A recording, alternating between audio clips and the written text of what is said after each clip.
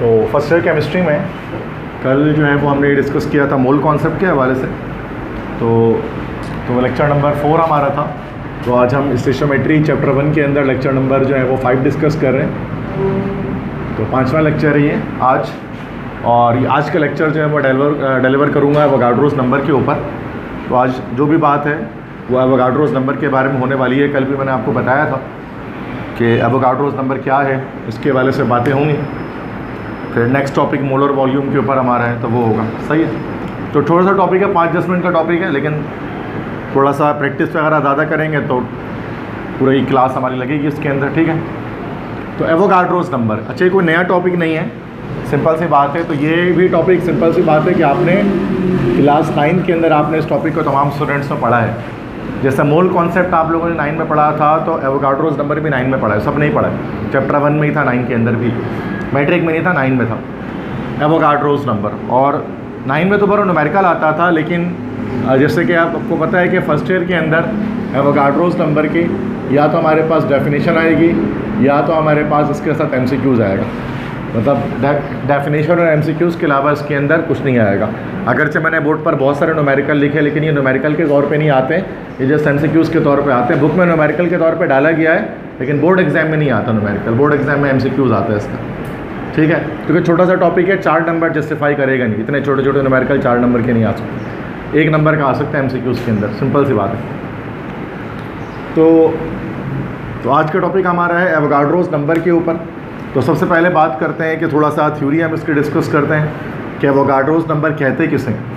तो इसकी डेफिनेशन है फर्स्ट पॉइंट पर कि the number of particles in 1 mole of a substance is 6.02 exponent 23 and this number is called Avogadro's number. तो बेटा कल मोल कॉन्सेप्ट यकीनन आप सब ने पढ़ा है मुझसे। तो कल मैंने इस खास नंबर के बारे में आपको बताया था कि अगर किसी भी सब्सटेंस में इतने पार्टिकल्स मौजूद हैं, इतने एटम्स के इतने मॉलिक्यूल्स मौजूद हैं, तो उसको 1 मोल कहा जाता है। ठीक है। और ये जो नंबर होता है 6.02 एक्सपोनेंट 23, इस नंबर को ही हम लोग कहते हैं this is called as Avogadro's number. ठीक है। तो एवोगाड्रोस नंबर क्या है? ख़ास किस्म का नंबर है जिसकी वैल्यू होती है 6.02 एक्सपोनेंट 23। ये नंबर क्या बताता है? किसी भी सब्सटेंस के 1 मोल में पार्टिकल्स की तादाद, पार्टिकल्स से मुराद इसमें एटम्स भी हो सकते हैं या मॉलिक्यूल्स भी हो सकते हैं, उनकी तादाद कितनी है 1 मोल के अंदर। जैसे 1 मोल सोडियम अगर आप लेंगे तो उसमें इतने ही एटम्स होंगे, या 1 मोल अगर आप वाटर लेंगे तो उसमें इतने मॉलिक्यूल्स हमारे पास पाए जाएंगे।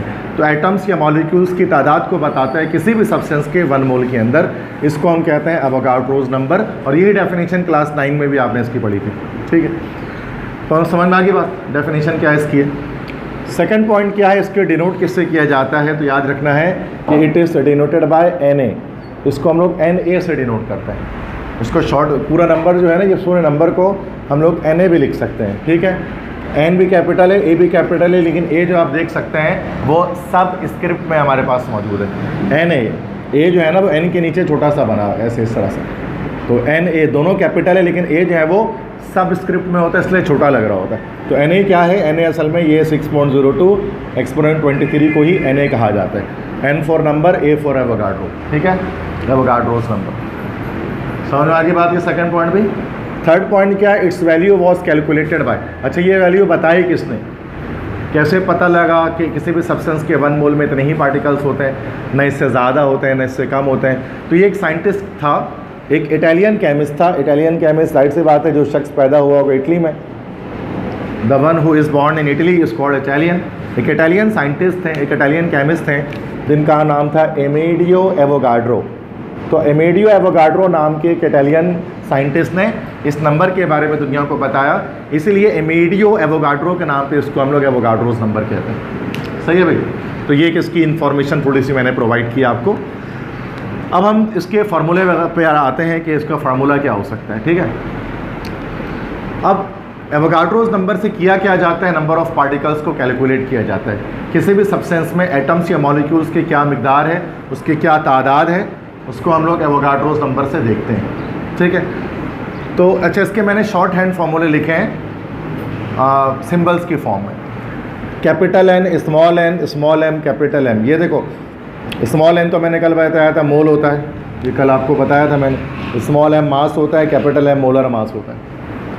एन ए एवोगाड्रो नंबर ये भी बता दी। कैपिटल एन जो हमारे पास होता है this is number of particles, means number of atoms या नंबर ऑफ मॉलिक्यूल्स भी कहा जा सकता है। तो वो कैपिटल एन से शो किया जाता है टोटल नंबर ऑफ पार्टिकल्स को, ठीक है। और 1 मोल में जो पार्टिकल है वो एन ए होते हैं, ठीक है। तो ये N, capital N, small M, capital M, N A, ये सब आपको पता होना चाहिए क्या है, क्योंकि फॉर्मूला इसी सूरत में लिखा है। तो अभी मैंने क्या आपको बताया क्लास के स्टार्टिंग में, किसी भी सब्सटेंस के 1 मोल में इतने पार्टिकल्स होते हैं। अगर कोई पूछे 2 मोल्स में कितने होंगे तो हम कहते हैं इसको 2 से मल्टीप्लाई कर दो। अगर कोई कहता है 3 मोल्स में कितने होंगे तो हम कहेंगे इसको 3 से मल्टीप्लाई कर दो। कोई कहता है 10 मोल्स में कितने होंगे, हम कहेंगे इसको 10 से मल्टीप्लाई कर दो। कोई कहेगा 17.9 मोल्स में कितने होंगे, हम कहेंगे इसको 17.9 मोल्स से मल्टीप्लाई कर दो। कोई कहे n मोल्स में कितने होंगे, हम इसको कहेंगे कि भाई n से मल्टीप्लाई कर दो। बात समझ में आ रही है। अगर हमें अगर कोई मोल बता दे कितने मोल हैं तो हम नंबर ऑफ पार्टिकल्स इसलिए बता सकते हैं, एटम्स और मॉलिक्यूल। और पहला फॉर्मूला इसी कॉन्सेप्ट से आया हमारे पास कि नंबर ऑफ पार्टिकल्स बराबर किसके होता है, मोल इंटू एवोगाड्रो नंबर। जितने भी मोल्स आपको गिवन होंगे एवोगाड्रो नंबर से मल्टीप्लाई करेंगे, आपको टोटल नंबर ऑफ पार्टिकल्स के बारे में पता लग जाएगा। बात समझ में आ रही है कॉन्सेप्ट। ये फार्मूला कहाँ से आया। अब यही एक फार्मूले से बाकी 3 फार्मूले और हमने बना दिए। अब देखो कभी कभार, अच्छा ये फार्मूला, पहला फार्मूला कब यूज़ होगा, जब आपको मोल दिया जाएगा और नंबर ऑफ पार्टिकल पूछा जाएगा। अब कभी कभार क्या होता है, मोल नहीं बल्कि मास दिया जाता है और नंबर ऑफ पार्टिकल पूछा जाता है, तो हम क्या करेंगे, जो मोल है मोल के फार्मूले को हम ओपन कर देंगे। कल में पढ़ा था कि मोल बराबर किसके होता है, मास अपॉन मोलर मास के। तो mass upon molar mass into N A. 9 class में आपने ये फार्मूला पढ़ा होगा। नंबर ऑफ एटम्स और molecules equal to mass in gram upon molar mass multiply by 6.02। तो इसको मैंने शॉर्ट में लिख दिया, बात तो वही है, ठीक है। एन को हमने किया मास अपॉन मोलर मास में उसको ओपन कर दिया, ठीक है। अच्छा ये पहले फार्मूले से क्या हुआ हमारे पास, दूसरा फार्मूला निकल गया, आपने देखा। अब पहले से ही मैं आपको तीसरा फार्मूला भी निकाल के दिखा सकता हूँ। कभी कभार क्या होता है, नंबर ऑफ पार्टिकल दिया होता है आपसे और आपसे पूछा जाता है बताओ मोल कितना है। तो नंबर ऑफ पार्टिकल मोल पूछा जा रहा है, तो ये एन ए यहाँ पर मल्टीप्लाई हो रहा है, इक्वल टू किधर जाएगा, डिवाइड पे आ जाएगा। तो देखो डिवाइड पे आ गया, तो ये मोल पता लग गया ऐसे। अगर आपको नंबर ऑफ पार्टिकल दिए जाए तो मोल बता सकते हैं। चौथा फार्मूला इस दूसरे फार्मूले से हमने ड्राइव कर लिया, अगर आप देखो तो गौर से। अब कभी कभार होता है नंबर ऑफ पार्टिकल दिया जाता है, मास पूछा जाता है। तो नंबर ऑफ पार्टिकल दिया जाता है और मास पूछा जाता है, तो ये नंबर ऑफ पार्टिकल के लिहाज से, मास के लिहाज से अरेंज कर लेंगे। तो ये यहाँ डिवाइड हो रहा है, इधर जाकर मल्टीप्लाई हो जाएगा, यहाँ मल्टीप्लाई उधर जाकर डिवाइड हो जाएगा। तो capital N into capital M divide by N हो गया हमारे पास। तो पहले फार्मूले से हमारे पास देखा जाए तो सेकंड और थर्ड फार्मूला निकला और सेकंड फार्मूला से फोर्थ फार्मूला निकल गया। तो असल में रूट फार्मूला पहला ही है, इसी से हम अलग अलग फार्मूला ड्राइव कर रहे हैं। बात समझ में आ रही है। अब डिपेंड करता है क्या दिया हुआ है, क्या गिवन है और क्या रिक्वायर्ड है, उसके लिहाज से कोई एक फार्मूला यहाँ से सूट कर रहा होता है, वो चेक कर रहे होते हैं। तो देखेंगे न्यूमेरिकल में, बात समझ में आ गई सब। तो ये 4 फार्मूले होते हैं एवोगाड्रो नंबर के, जिसको हम यूज़ कर सकते हैं अपनी कैलकुलेशंस के अंदर। 9 में आपने सिर्फ पहला यही वाला यूज़ किया होगा, बस मैं इंटर में और भी यूज़ कर सकते हैं। तो मसला समझ में आ रही बात। अब इस्तेमाल करते हैं, यूज़ करते हैं। चलो न्यूमेरिकल है, टोटल 6 न्यूमेरिकल है, ठीक है, जिसको हम यहाँ सॉल्व करेंगे। क्वेश्चन 1 है calculate number of molecules in 610 gram of benzoic acid. 610 gram benzoic acid में नंबर ऑफ मॉलिक्यूल्स बताइए कितने होंगे। तो देखा जाए तो देखो नंबर ऑफ मॉलिक्यूल्स आपसे पूछा जा रहा है, इसके मतलब कैपिटल एन आपसे क्या कर रहे हैं, पूछ रहे हैं कि कितने मॉलिक्यूल्स होंगे। जबकि देखो ये जो 610 ग्राम दिया हुआ है, 610 ग्राम, ये हमारे पास क्या दिया हुआ है, मास दिया हुआ है, मास इन ग्राम। और बेंजोइक एसिड का फार्मूला दिया हुआ है, एटॉमिक मासेस भी मोल की तरह से आपको इसमें गिवन होंगे, ठीक है। तो गिवन होंगे तो कोई ऐसा मसला नहीं है, आप उसको देखकर, मेरे पास जगह नहीं है तो मैं लिख नहीं रहा, वरना कार्बन का 12, हाइड्रोजन का 1, ऑक्सीजन का 16, ये सब गिवन होता है। 9 में भी आपने देखा था गिवन था, दिया हुआ था। तो बिला वजह हमने स्कूल में याद किया था, जब हम गए तो देखा पता लगा फार्मूला तो गिवन ही है, नीचे लिखा हुआ है सारा एटॉमिक मासेस। तो याद करने की ज़रूरत नहीं होती, बिला वजह में याद किया जाता है उसको, ठीक है। तो देखो याद करने पे इंसान तो बहुत कुछ याद कर सकता है, मुझे याद है या फिर बहुत सारे और बच्चों को याद हो सकता है, मतलब ज़रूरी नहीं है, कंपलसरी नहीं है। याद करें तो अच्छी बात है, नहीं भी याद करें तो कंपलसरी नहीं है। बजाय इसके जो ज़रूरी है उसको याद किया जाए, उसमें टाइम वेस्ट किया जाए, है ना। जो ज़रूरी नहीं है उसको याद करिए, क्या फ़ायदा। और याद करना मना भी नहीं, याद है तो बहुत अच्छी बात है, नहीं याद है तो गिवन है, क्या टेंशन।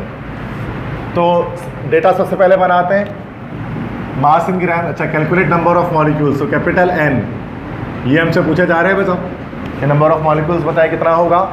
और मास हमें क्या दिया गया है, 610 ग्राम, 610 ग्राम, ये मास हमें दे दिया गया है।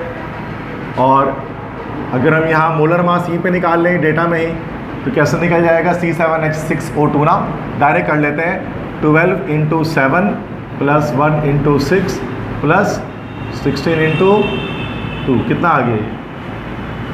12 into 7 plus 1 into 6 plus 16 into 2, calculate कर लें। 122 सही है, ओके। बाकी बच्चे भी चेक कर लें। 122 हमारे पास आ गया। अच्छा, इसकी यूनिट जो होता है मोलर मास की यूनिट किस तरह से निकलती है? वैसे तो ग्राम भी लिख सकते हैं, बुक में ग्राम पर अमोल लिखा होता है, तो ये भी सही यूनिट ग्राम पर अमोल भी लिख सकते हैं, क्योंकि आपको पता है ना कि जैसे हमने पता है कि मोल बराबर होता है मास अपॉन मोलर मास की, तो मोलर मास बराबर हो गया मास अपॉन स्मॉल एन की, ऐसे ही ना भाई। तो यूनिट क्या निकल जाएगी? मास की ग्राम, और इसकी क्या निकल जाएगी? मोल। तो मोलर मास की यूनिट हम लोग ग्राम पर मोल लिख सकते हैं, तो ऐसा कोई मसला नहीं है। तो बुक में ये लिखा होता है ग्राम पर मोल, तो परेशान होने की ज़रूरत नहीं है। क्लियर है? डेटा तो बन गया, कोई मसला? आसान। अब हमें सॉल्यूशन करना है, तो आपको पता है तो फर्स्ट फार्मूला यूज़ हो जाएगा, पहला फार्मूला यूज़ हो जाएगा, बल्कि नहीं, पहला कहाँ से दूसरा यूज़ हो जाएगा, सेकंड यूज़ होगा ना, चूँकि मास की मैंने पहला थोड़ी ना। तो कैपिटल एन, तो दूसरा फार्मूला क्या है? कैपिटल एन बराबर हो गया mass over molar mass into N है। मास हमारे पास कितना है? 610, मोलर मास आ गया 122, एवोगाड्रो नंबर 6.02 एक्सपोनेंट 23, कितना आ गया? इसको कैलकुलेट करें। गुड, ठीक है, 3.01 एक्सपोनेंट 24। अब देखो इतने पार्टिकल्स, अब चूँकि देखो बेंजोइक एसिड पूरा एक कंपाउंड है, तो इसके साथ हम लोग क्या लिख लेंगे बेटा? मॉलिक्यूल्स लिख लेंगे, आइटम्स नहीं लिखेंगे, आइटम्स हम एलिमेंट्स के साथ लिखते हैं, ठीक है। क्लियर है? समझ में आ गया सबको? पहला आंसर बहुत आसान है। देखो छोटी सी जगह में छोड़ता हूँ बोर्ड पर, उसी में न्यूमेरिकल सॉल्व हो जाता है। देखिए ये न्यूमेरिकल कोई MCQs टाइप का न्यूमेरिकल, ये एक थोड़े से जगह पे हो जाता है, लेकिन जो 4 नंबर का न्यूमेरिकल आता है वो बड़ा होता है, वो इतनी तीसरी जगह पे नहीं होता है, उसके लिए पूरा बोर्ड चाहिए होता है न्यूमेरिकल करने के लिए। वो करेंगे, वो भी जब आगे आएगा अगले टॉपिक्स में, जब स्टेशियोमेट्रिक रिलेशनशिप को, लिमिटिंग रिएक्टेंट परसेंटेज यील्ड को स्टार्ट करेंगे, तो वो पूरा बोर्ड में भराएगा न्यूमेरिकल।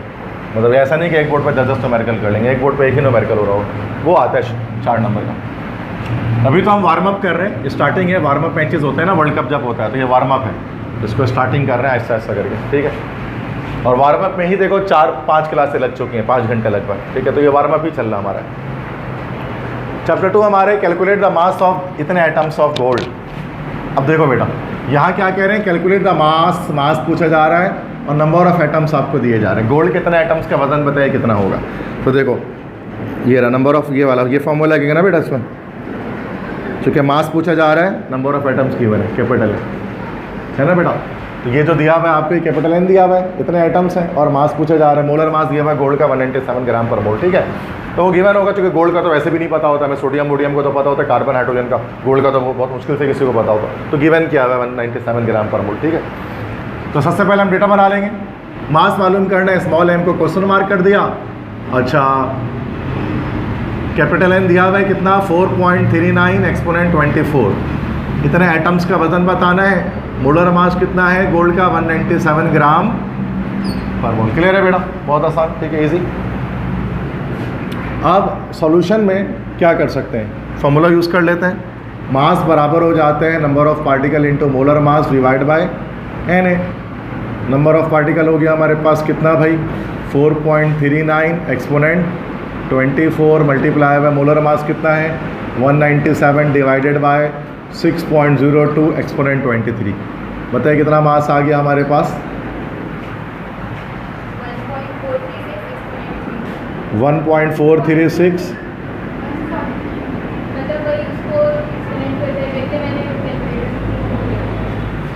कितना आ रहा है आप बताइए? आपने एक्सपोनेंट में कर दिया, कोई मसला सही है, कोई मसला नहीं है। आप बताएं 1436.5, वही बात है कि 1.43 पावर 3 आ रहा, तो मसला नहीं है। 1436.5 यूनिट, क्योंकि मास निकाली तो ग्राम में आंसर आ जाएगा। मास के तो यूनिट ग्राम होता है ना हमारे पास, ठीक है। समझ में आया सबको? सही है। जो आपने हाई का आपने निकाला ना, तो वो आपने पावर के फॉर्म में निकाल दिया, तो वो सही है। वैसे छोटा इतना बड़ा नंबर है नहीं कि पावर में लेके हम नॉर्मली भी लिख सकते हैं कि लगभग ये 1.4 kgs में आ रहा है ना, 1400 ग्राम। क्लियर है? तो मसला समझ में आ रही है बात? क्वेश्चन 3 इसके बाद क्या है? Calculate the number of moles in 2.35 exponent 25 atoms of aluminium. अब देखो मोल बताना है, और तो मोल बताने से मुराद क्या है बेटा? स्मॉल एन, स्मॉल एन बतानी है बच्चों। और ये हमारे पास जो दिया हुआ, ये क्या दिया हुआ हमारे पास है? कैपिटल है। नंबर ऑफ एटम्स दिया हुआ है। अब देखो ये वाला तीसरा फॉर्मूला लग जाएगा, ऐसे ये लगेगा, नंबर ऑफ पार्टिकल दिया हुआ है, मोल बताना है, सिंपल इज दैट। तो नंबर ऑफ मोल बताना है, स्मॉल एन बताना है और कैपिटल एन दिया हुआ है। यहाँ मोलर मास की ज़रूरत तो है नहीं, तो गिवन भी नहीं है और ना ही ज़रूरत है, उसके बिना ही आ जाएगा। तो as we know that number of moles बराबर हो जाते हैं capital N upon N A के। तो कैपिटल एन हो गया 2.35 एक्सपोनेंट 25, एवोगाड्रो नंबर होता है 6.02 एक्सपोनेंट 23, कितना आ गया बता दीजिए।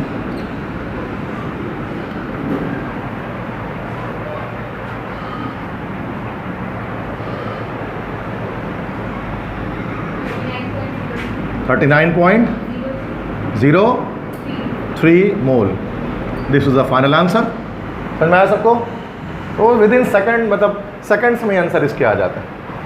तो ये तो आप वर्बली कर ले दिमाग में इंसान, इसको इतना तो लिखने की जरूरत भी ना पड़े। लेकिन ऐसे मैं बता रहा हूँ कि भाई किस तरह से सॉल्व होता है। 9 में पूरा ऐसे सॉल्व करते थे, इंटर में एमसीक्यूज में आएगा तो रफ में ही सॉल्व करने, दिमाग में, ये कैलकुलेटर में डायरेक्ट सॉल्व कर लेना, क्योंकि फॉर्मूला इतने छोटे छोटे फॉर्मूला वाली पुट के equal to the by answer है, equal to the by answer. कोई ऐसा कोई नहीं कि घुमा रहे इधर से उधर से, ऐसा कुछ नहीं करता। क्वेश्चन नंबर 4 है, calculate the number of carbon atoms in 360 gram of graphite. 360 gram graphite है, ये मास हमारे पास गिवन है बेटा। Number of carbon atoms, number of carbon atoms बताएं, मतलब कैपिटल एन पूछ रहे हैं। तो कैपिटल एन आपसे डेटा में पूछा जा रहा है, मास कितना है 360 ग्राम, मोलर मास डायरेक्ट लिख देते हैं, कार्बन का हमें पता है 12 ग्राम पर मोल आ जाएगा बेटा। कार्बन का 12 होता है एटॉमिक मास, सबको पता है। तो क्या बताना है, ओके मास दिया हुआ है ना, नंबर ऑफ पार्टिकल, ये mass into mass upon molar mass into 6.0 into N, यही वाला फॉर्मूला लगेगा ना बेटा। मतलब मास पता है, नंबर ऑफ पार्टिकल बताना है, सेकंड फॉर्मूला अप्लाई होगा। मास है 360, ये आ गया हमारे पास 12, ये आ गया 6.02 एक्सपोनेंट 23, 12 3 36, कितना आ रहा है 1.806 एक्सपोनेंट 25, इतने। अब एटम्स आ जाएंगे, क्योंकि कार्बन है तो एटम्स आ जाएंगे, ये नंबर ऑफ पार्टिकल हमारे पास आ गया। And this is the final answer. समझ में आ गया बेटा सबको? तो जल्दबाजी तो नहीं कर रहा मैं, तो जल्दी तो नहीं सॉल्व कर रहा मैं, तो असल में हो ही जल्दी रहा है, इसमें मैं रोक नहीं पाऊंगा अपने आप को। ये बहुत हलवा टॉपिक एकदम, हलवा है वो भी ठंडा है, कितना गर्म होता है तो मुंह जल जाता है, ठंडा हलवा है, तो उसमें क्या बंदा रोके अपने आप को, ऐसे ही हो जाता है ये। और मेरे जैसे टीचर उसमें ना, फिर हमें तो ये सब पसंद भी नहीं आता, इतना हलवा न्यूमेरिकल, थोड़ा मुश्किल पढ़ाने में मज़ा भी आता और करने में मज़ा आता है। ये तो यूँ चुटकी बजा के हो जाते हैं सारा सॉल्व। अभी केमिस्ट्री खुल के आएगी सामने तो मज़ा आएगा फिर उसमें, तो मुश्किल न्यूमेरिकल्स करेंगे, जब बड़े बड़े न्यूमेरिकल करेंगे उस वक्त फिर देखेंगे कितना समझ में आ रहा है आप। फिर उस वक्त आप उससे सवाल भी करेंगे कि सर ये क्या हो गया, सर ये कैसे हो गया आप। अभी तो कोई सवाल हो ही नहीं पाएगा, क्योंकि सबको पता है सर फॉर्मूला पुट कर रहे और आंसर ला रहे हैं, पुट कर रहे और आंसर ला रहे हैं, और कुछ भी नहीं कर रहा मैं, ठीक है, ऐसे ही हो रहा है ना। और ये बुक के न्यूमेरिकल है, मैंने ऐसे नहीं कि अपनी तरफ से लिख दिया मैंने, ये सारे बुक में है, बुक से ही निकालता हूँ मैं, ठीक है। आप घर जाके चेक कीजिएगा, सब बुक में आपको मिल जाएगा A to Z सारे, और एक्स्ट्रा एक भी न्यूमेरिकल नहीं करा रहा, और 10 ईयर का भी कोई भी नहीं है, सब बुक वाले ही हैं, ठीक है। क्वेश्चन 5 है, calculate number of molecules in this and this. कल हमने किसी तरीके मास मालूम किया था इसका, तो ये नंबर ऑफ मॉलिक्यूल्स पूछ रहे हैं किसके भाई, 38 ग्राम कार्बन डाइसल्फाइड के और 68.4 ग्राम सक्रोज के, मतलब शुगर आपका चीनी जो होता है ना, उसका फॉर्मूला लिखा हुआ है C12H2211। तो बेटा ये दो हैं, उसमें तो ज़्यादा जगह इसमें है नहीं मेरे पास, तो थोड़े सा कर लेते हैं। तो 38 ग्राम ऑफ कार्बन डाइसल्फाइड, तो सबसे पहले तो मास हमारे पास गिवन है, दैट इज़ 38 ग्राम। और मालूम क्या करना है, नंबर ऑफ मॉलिक्यूल करना है, कैपिटल एन मालूम करना है। अच्छा मोलर मास कितना आ जाएगा, CS2 का कार्बन डाइसल्फाइड कहीं निकाल लेते हैं, तो कल भी तो निकाला था, याद करो 12 प्लस और ये 32 इंटू 32 64, तो मोलर मास कितना निकल गया था इसका, कितना याद है, कल भी निकाला था ग्राम पर मोल। तो डायरेक्टली बेटा फॉर्मूला पुट कर रहा हूँ, चूँकि निकालना है, जगह मेरे पास ज़्यादा है नहीं, तो mass upon molar mass into N A. Mass हो गया हमारे पास 38, मोलर मास हो गया 76, एन ए हो गया 6.02 एक्सपोनेंट 23, कितना आ गया ये बताइए, 3.01 एक्सपोनेंट 23 मॉलिक्यूल्स हो जाएंगे ना बेटा, ये this will be the molecules, ठीक है, क्योंकि ये कंपाउंड है तो मॉलिक्यूल होंगे, एटम्स होंगे, CS2। इसमें भी देख लेते बेटा, इसका मास हमारे पास आ गया 68.4 ग्राम। नंबर ऑफ पार्टिकल बताना है, कैपिटल एम डायरेक्ट लिख दे रहा हूँ, कल निकाला था 342 आता है ना इसका, शुगर है, कल भी निकाला था 342 आ रहा था, तो आप खुद चेक कर लेना, ठीक है। तो मैं निकालने की जगह नहीं है इसलिए मैंने डायरेक्ट लिख दिया, वरना मैं निकाल लेता। सॉल्यूशन की बात करते हैं भाई, सेम नंबर ऑफ पार्टिकल बराबर हो गया मास upon molar mass into 6.02 exponent 23। कितना आ गया?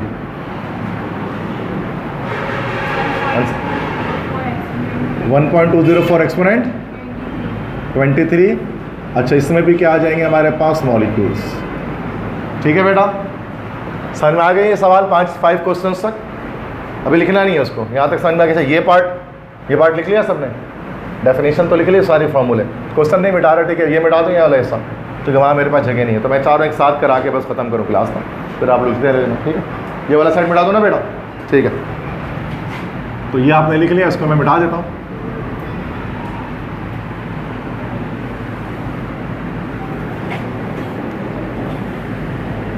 क्योंकि वो एक सवाल की ना जगह बन नहीं रही थी, तो मैंने बोला कि भाई MCQs भी आज कराने हैं ना, उसमें काफ़ी सारे MCQs हैं, 5 MCQs है बुक में एवोगाड्रो के, तो वो भी करेंगे लेकिन एंड में। तो क्वेश्चन नंबर 6 में यहाँ पर बेटा सॉल्व कर लेता हूँ। आसान ही है, कोई ऐसा मुश्किल नहीं है। क्या कह रहे हैं? 3 चीज़ें कैलकुलेट करनी। Calculate number of molecules in 126 gram of water. ठीक है, तो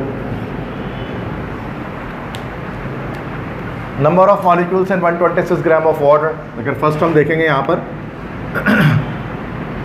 सबसे पहले नंबर 1 देखते हैं, इसका डेटाग्राम बनाएंगे। तो कैसे आ जाएगा? नंबर ऑफ मॉलिक्यूल्स बताने हैं, मतलब कैपिटल N आपको बताना है, मास हमें दिया कितना 126 ग्राम, और मोलर मास डायरेक्ट 18 लिख दूँ वाटर का, तो मसला तो नहीं है। 2 + 16 18 ईजी। ओके, तो ये भी कोई नया सवाल नहीं है, ऐसा है बस प्रैक्टिस कर रहे हैं। तो डेटा के बाद जब हम सॉल्यूशन पे आते हैं, अब आपको पता है कि मसला ये भी है ना कि सारे बच्चे पढ़ने वाले बैठ गए क्लास में, तो अगर कोई एक थोड़ा डफर टाइप का होता है ना तो थोड़ा सा मज़ा आता है, क्लास फंसती है। अब आप लोग सब अच्छे परसेंटेजेस वाले बैठे हो, आप खट से समझ जाते हो क्या हो रहा है, लेकिन कुछ बच्चे होते हैं जिनको ना समझ में नहीं आता है, तो सवाल उठाती है ये वो, लेकिन आप लोग समझ जा रहे हो, तो इसलिए बहुत तेज़ी में ये पूरा हो जा रहा है, मतलब अच्छी। लेकिन पूरा साल ऐसा नहीं होगा, अभी आप देखेंगे ऐसे बच्चे भी आएंगे जिनकी वजह से कोर्स रुकेगा, तो कुछ शोर मचा रहा होगा, कुछ कुल कर रहा होगा, वो फिर उसके स्टूडेंट को डांटो, फिर ये करो। अभी तो ऐसा हो ही नहीं रहा ना क्लास में कुछ भी, मैं क्या बताऊँ। कम बच्चों में यही फ़ायदा है, लेकिन ये इतने बच्चे रहेंगे नहीं ना, वैसे इतने बच्चे रहें तो क्या ही बात हो जाए। हमारा नुकसान है बट फ़ायदा सरासर आपका है, लेकिन ये दोनों चीज़ें गलत है। हमारा भी तो फ़ायदा, बच्चे भरेंगे तो फ़ायदा होगा ना, ऐसे कैसे होगा। चले भाई, ठीक है। तो सॉल्यूशन की बात करते हैं। तो अब सॉल्यूशन पे जब हम बात करते हैं तो क्या हो जाएगा, यहाँ पर हमारे पास ये सेकंड फार्मूला जो है ना हमारा, वो यूज़ होगा। नंबर ऑफ़ पार्टिकल बराबर हो गया मास upon molar mass into Na। तो मास हो गया हमारा 18, ये हो गया 126, और ये हो गया 6.02 एक्सपोनेंट 23। कितना आ गया हमारे पास ये? हाँ सही, थैंक यू, गुड। 126 अपॉन 18। अब बताइए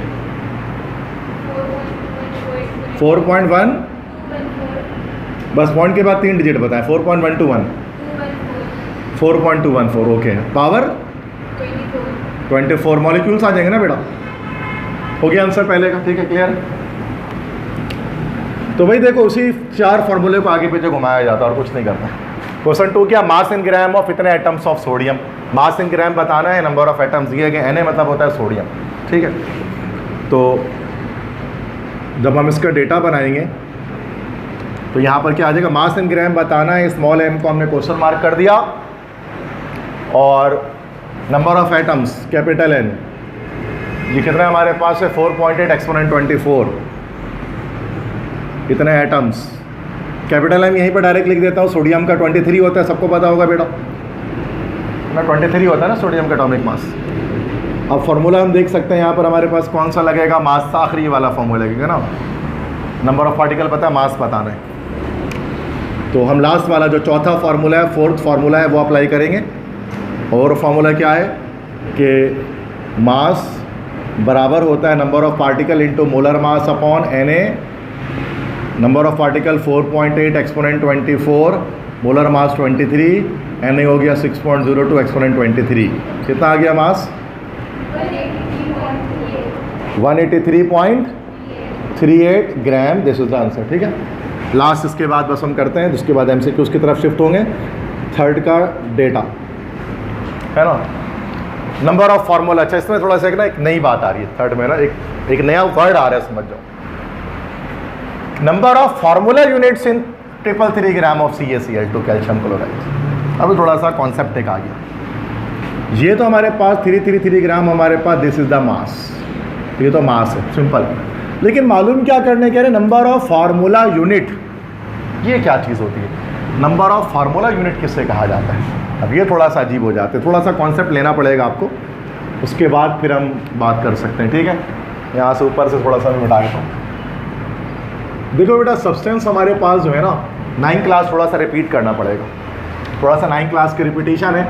हमने पढ़ा था कि भाई सब्सटेंस जो होते हैं, प्योर सब्सटेंस जो हमारे पास होते हैं, प्योर सब्सटेंस है ना, तो प्योर सब्सटेंस को हम दो तरह से डिवाइड कर सकते हैं। दो तरह के प्योर सब्सटेंस होते हैं, एक हमारे पास कहलाते हैं एलिमेंट, और एक एलिमेंट का कॉम्बिनेशन होता है जिसको क्या कहा जाता है बेटा? कंपाउंड। बहुत आसान बात। अब जो एलिमेंट्स होते हैं, elements are made up of what? They are made up of atoms. Elements जो है वो एटम से मिलकर बने होते हैं। सोडियम एटम से मिलकर बना है, सोडियम के एटम होते हैं, कार्बन के एटम होते हैं, आयरन के एटम होते हैं, है ना बेटा, तो इनके एटम्स होते हैं। तो एलिमेंट जो है ना वो किस, इसके जो स्मॉलेस्ट पार्टिकल होते हैं वो एटम्स होते हैं, ऐसा ही। तो ये तो हमें समझ, लेकिन कंपाउंड का डायरेक्टली हम ये नहीं कह सकते कि मॉलिक्यूल्स होते हैं, याद रखिएगा। अब ये तो बात मैं बताना चाह रहा हूँ जो मैं काफ़ी देर से मैं नहीं कर रहा था, बट अब कर रहा हूँ। कंपाउंड असल में हमारे पास 9th क्लास में पढ़ा था कि कंपाउंड हमारे पास दो तरह के होते हैं, दो तरह के कंपाउंड हमारे पास होते हैं। एक हमारे पास कहलाता है आयोनिक कंपाउंड, और एक क्या कहलाता है, याद है? Covalent compound. आयोनिक कंपाउंड क्या होता है? एक ऐसा कंपाउंड जिसमें कोई मेटल एग्जिस्ट करता है, जिसमें कोई मेटल होता है, जैसे सोडियम, पोटेशियम, कैल्शियम, वो आयनिक कंपाउंड है। जैसे कि CaCl2 कैल्शियम क्लोराइड, क्या ये आयनिक कंपाउंड है बेटा? कैल्शियम एक मेटल है इसके अंदर, और अगर मेटल नहीं है तो कोवेलेंट कंपाउंड होते हैं, जैसे कि वाटर H2O, इसमें हाइड्रोजन ऑक्सीजन दोनों नॉन मेटल्स हैं, तो ये कोवेलेंट कंपाउंड है। सिंपल तरीका यही होता है इसको पहचानने का। अब जो कोवेलेंट कंपाउंड्स होते हैं वो किस चीज़ से मिलकर बने होते हैं? उनके स्मॉलेस्ट पार्टिकल क्या होता है हमारे पास? मॉलिक्यूल्स। जैसे वाटर के मॉलिक्यूल्स होते हैं, कार्बन डाइऑक्साइड के मॉलिक्यूल्स होते हैं, है ना बेटा, ग्लूकोज के मॉलिक्यूल्स होते हैं, शुगर के मॉलिक्यूल्स होते हैं। लेकिन जो आयनिक कंपाउंड्स होते हैं ना, उनके मॉलिक्यूल्स नहीं होते, बल्कि उनके हमारे पास क्या होते हैं बेटा? क्रिस्टल्स होते हैं। कभी ज़िंदगी में आप कॉमन सॉल्ट के मॉलिक्यूल्स नहीं बोलोगे। सोडियम क्लोराइड का मॉलिक्यूल नहीं होता, उसका क्रिस्टल होता है। नमक के मॉलिक्यूल नहीं होते, नमक के क्रिस्टल होते हैं। और इन्हीं क्रिस्टल्स को हम लोग क्या कहते हैं? उन्हीं को हम लोग फार्मूला यूनिट्स भी कहते हैं। 9th क्लास में पढ़ा होगा, याद आ रहा होगा कुछ ना कुछ, ठीक है। इससे उसका ग्राम फार्मूला मास निकल रहा होता हमारे पास से, ठीक है। तो कहने का मकसद जो मॉलिक्यूल्स होते हैं ना, वही फार्मूला यूनिट्स भी होते हैं। फ़र्क सिर्फ ये होता है, अगर हमारा कोवेलेंट कंपाउंड है, अब जितने भी अभी तक हमने कंपाउंड देखे ना, अभी तो मिट गए, जैसे ये कोवेलेंट कंपाउंड है इसलिए इसके मॉलिक्यूल्स हैं। और देखो ये तो ये एलिमेंट था तो इसलिए इसके एटम्स थे, इसके एटम्स है। ये एलिमेंट है एल्यूमिनियम तो इसके एटम्स हैं। ये ग्रेफाइट एक एलिमेंट है तो कार्बन के एटम्स इसके अंदर है। कार्बन डाइसल्फाइड एक कोवेलेंट कंपाउंड है तो उसके मॉलिक्यूल्स हैं। ये शुगर एक कोवेलेंट कंपाउंड है तो उसके मॉलिक्यूल्स हैं, देख लीजिए। वाटर एक कोवेलेंट कंपाउंड है तो उसके मॉलिक्यूल्स हैं। सोडियम हमारे पास एक एलिमेंट है तो उसके एटम्स हैं। ये पहली बार एक आयनिक कंपाउंड हमारे पास आया है, इसलिए आयनिक कंपाउंड के ना मॉलिक्यूल्स नहीं होंगे, बल्कि इनके जो है वो फार्मूला यूनिट्स होंगे, या जिनको हम लोग यहाँ क्रिस्टल्स भी कह सकते हैं। बोलने का फ़र्क है, काम एक ही है, कोई नया फार्मूला ईजाद नहीं होने वाला है, बस बोलने का फ़र्क है, अल्फाज तब्दील हो रहे हैं सिर्फ। करना वही है, तरीका वही, कैपिटल N ही मालूम करना है। कैपिटल N का मतलब सिर्फ नंबर ऑफ एटम्स या नंबर ऑफ मॉलिक्यूल्स नहीं होता, बल्कि इसके मतलब नंबर ऑफ फार्मूला यूनिट्स भी होते हैं। ये बहुत रेयरली यूज़ हो रहा होता है, क्योंकि अक्सर हम लोग मॉलिक्यूल्स और एटम्स ही कैलकुलेट कर रहे होते हैं, ठीक है। समझ में आ गई बात? कॉन्सेप्ट क्लियर हो गया? ओके, अब आते हैं दोबारा स्टार्ट करते हैं। देखो अब बनाने में तो मसला नहीं, बनाएंगे तो वैसे ही।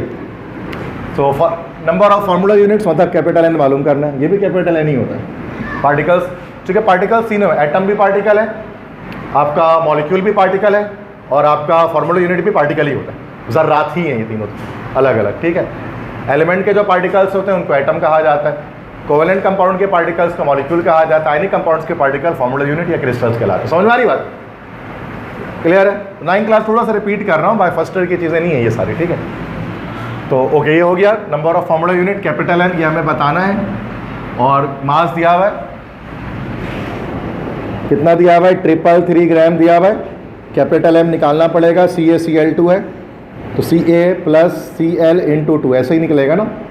तो कैल्शियम का 40 होता है, क्लोरीन का 35.5 इंटू 2, ये हो जाएगा 40 प्लस 71, 81, 91, 101, 111 आ जाएगा। क्या चेक करें, 111 आया क्या? ओके, 111 आ गया। बस हो गया, डेटा कंप्लीट हुआ हमारा। ठीक है, इसके बाद आते हैं हम लोग सॉल्यूशन की तरफ। सॉल्यूशन की तरफ आते हैं। सॉल्यूशन में हमारे पास क्या है, सेम वही के मास दिया हुआ, नंबर ऑफ पार्टिकल बताना है, तो mass over molar mass into N है।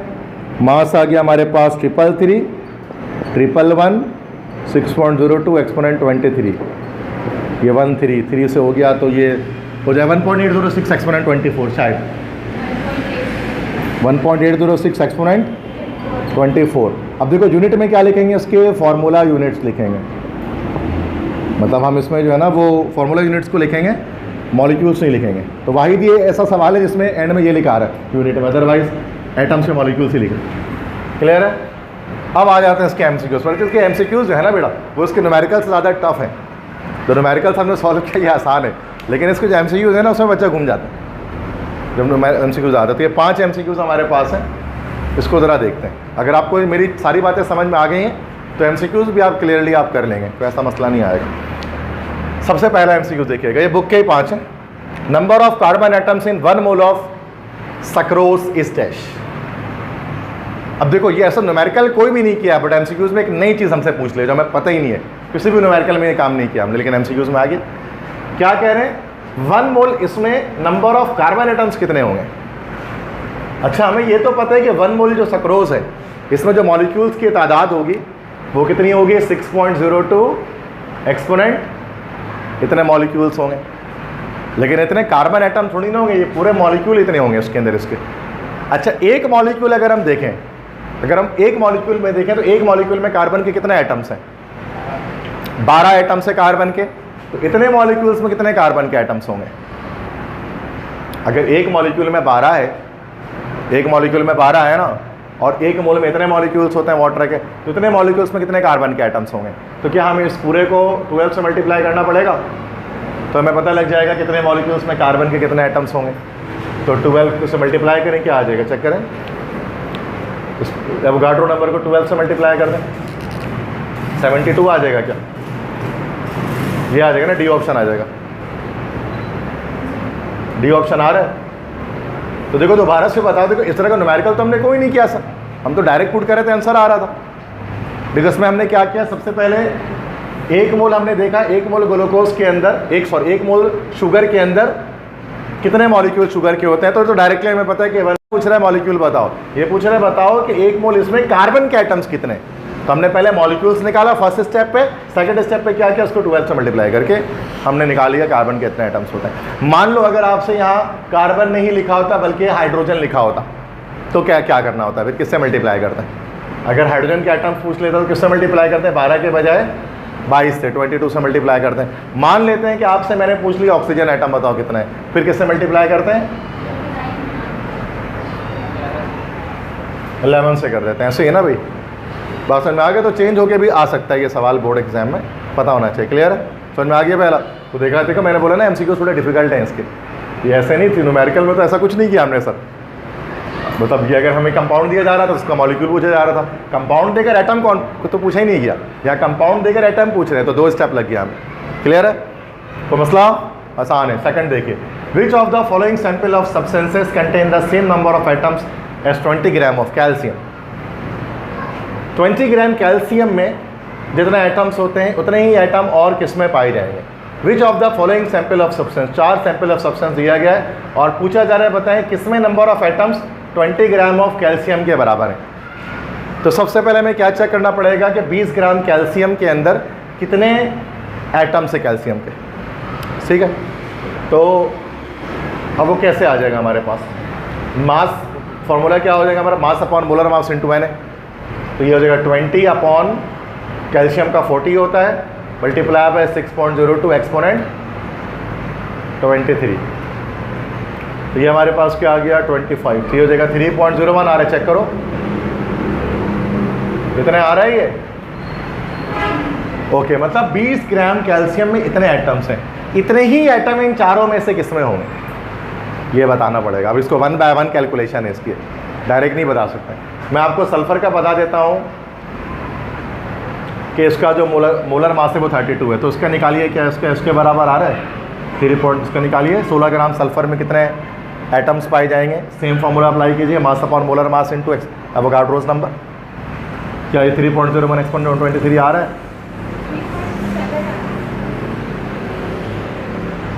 3.7 आ रहा है।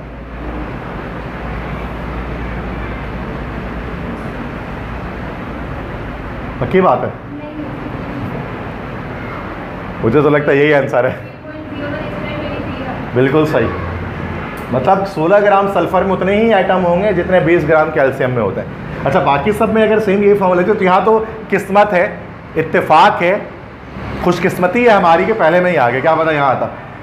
अब बाकी तीनों को चेक करोगे ना तो ये इतना नहीं आ रहा होगा। मतलब घर जाके आप चेक कर लेना, बाकी तीनों को तो ये इसके बराबर नहीं आ रहा होगा। लेकिन ये तो नसीब की बात थी कि टाइम बच गया हमारा, वरना तो ज़रूरी नहीं है, यहाँ पे भी हो सकता था आंसर। पता है ना, इस तरह के सवाल को पूरा चेक करना पड़ता है किसमें करेक्ट आ रहा है। क्लियर? तो 20 ग्राम कैल्शियम में जितने एटम होते उतने ही एटम 16 ग्राम सल्फर में भी होते हैं। क्लियर है? बाकी सब में उतने नहीं आएंगे, घर पे खुद ही चेक कर लीजिएगा। क्लियर है? अब आते हैं question number 3। For Avogadro's number this statement is incorrect. Avogadro's number के बारे में जो आज हमने पढ़ा है, कौन सी बात गलत है, मतलब कौन सी बात हमने जो गलत लगती है आपका एवोगाड्रो नंबर के बारे में। पहला, it is the number of particle in 1 mole of a substance. ये तो बिल्कुल सही बात है। एवोगाड्रो नंबर क्या होता है? 1 मोल सब्सटेंस में नंबर ऑफ पार्टिकल्स, यही होता है। कितनी देर से ही बात करें। दूसरा, इट्स न्यूमेरिकल वैल्यू है 6.02 एक्सपोनेंट 23। बिल्कुल करेक्ट है, इसकी वैल्यू यही होती है। तीसरी, it's value changes if temperature increases. Temperature को चेंज करने से एवोगाड्रो नंबर की वैल्यू चेंज होती है। ऐसा नहीं होता है, याद रखिएगा, ये गलत बात कर रहे हैं। टेम्परेचर चेंज करने से एवोगाड्रो नंबर चेंज नहीं हो सकता। क्यों? कॉमन सेंस वाली बात है। एवोगाड्रो नंबर ऑफ पार्टिकल्स को शो करता है। भाई 1 दर्जन अंडा है मेरे पास, गर्मी में मैंने अंडे खरीदे, 1 दर्जन अंडे खरीदे। सर्दी आने पे क्या वो अंडों की तादाद में तब्दीली आ जाएगी? 1 दर्जन ही रहेंगे ना भाई। तो तादाद, नंबर ऑफ पार्टिकल तो सेम ही रहेंगे ना भाई। गर्मी आए, सर्दी आए, टेम्परेचर बढ़े कम हो, तो ये टेम्परेचर पर कोई इसका इफेक्ट नहीं है। हाँ, लेकिन it's value change if the number of mole increases. ये तो पता है, मोल बढ़ेगा तो हमें पता है कि नंबर ऑफ पार्टिकल्स भी हमारे पास बढ़ेगा। क्लियर है? तो सी ऑप्शन हमारा हो गया। इनकरेक्ट स्टेटमेंट ढूंढना था, जो गलत बात थी, तो ये बात गलत कर रहे हैं। क्लियर है? तो ये तो एक न्यूमेरिकल नहीं था, बस एक कॉन्सेप्चुअल एक MCQs था। 5वां MCQs है, number of atoms in 60 gram of carbon are dash. 60 gram carbon में कितने एटम्स होंगे? ये तो आसान है। यहाँ बेटा क्या करना है, हम लोग फॉर्मूला यूज़ कर लेंगे। नंबर ऑफ एटम्स बराबर किसके होता है? मास upon molar mass into n है। 60 हो गया मास, मोलर मास हो गया कार्बन का 12 मल्टीप्लाई बाय 6.02 एक्सपोनेंट 23। बताएं कितना आ रहा है? 60 upon 12 into 6.02 exponent 23, 3.01 exponent. B option आ गया ना बेटा। बी ऑप्शन को मैं टिक मार्क कर देता हूँ करेक्ट ऑप्शन में। क्लियर है? समझ में आ गया? ये तो सिंपल था, आसान था, डायरेक्ट आ गया। लास्ट क्वेश्चन करता हूँ। Maximum number of molecules is present in dash. अब देखो दोबारा से वही सवाल आया जिसमें आपको अलग अलग आंसर लाने पड़ेंगे। क्या कह रहे हैं? Maximum number of molecules are present in dash. इन चारों में सबसे ज़्यादा मॉलिक्यूल किसके अंदर पाए जाएंगे? इसके लिए क्या करना पड़ेगा? सबके अलग अलग मॉलिक्यूल्स हमें निकालने पड़ेंगे। सबसे पहले इसका निकालो, 100 ग्राम ऑक्सीजन में कितने मॉलिक्यूल्स आएंगे। फॉर्मूला क्या लगेगा? सेकंड वाला, मास अपॉन यही वाला, मास upon molar mass into Avogadro number. Oxygen का मैं डायरेक्टली बता देता हूँ आपको, 6 × 32 होता है मोलर मास, ताकि आपको टाइम ना लगे। कितना आ गया बताइए? 100 ग्राम ऑक्सीजन में कितने मॉलिक्यूल्स होंगे? एक्सपोनेंट 24। ओके, अब आ जाए 100 ग्राम मीथेन में। मीथेन का 12 + 4 कितना हो जाएगा बेटा? 16 हो जाएगा। अब 100 ग्राम मीथेन में बताइए कितना है? इसका निकालिए, चारों का निकालेंगे फिर आंसर पता लगेगा। मैक्सिमम किस में? डायरेक्ट नहीं बता सकते, देखते साथ किस में है। 3.7 एक्सपोनेंट 24। ठीक है, अब आ जाए यहाँ 100 ग्राम कार्बन डाइऑक्साइड में CO2 का 44 होता है मोलर मास। ठीक है, एक्सपोनेंट 24। लास्ट कीजिए, 100 ग्राम क्लोरीन, क्लोरीन का 71 हो जाएगा, ठीक है। Cl2 पूरा 71 हो जाएगा। एक्सपोनेंट 20, ओके जी। तो सबसे पहले देखें तो पावर 23 तो ऐसे ही घट गया, डी ऑप्शन तो हो नहीं सकता। अब आते हैं पावर 24 ए में भी है, पावर 24 बी में भी है, पावर 24 सी में भी। एक्सपोनेंट बराबर है तो कोफिशिएंट फैसला करेगा कि बड़ा नंबर कौन सा है। 1.88, 3.7, 1.36। तो क्या आंसर हो गया हमारा?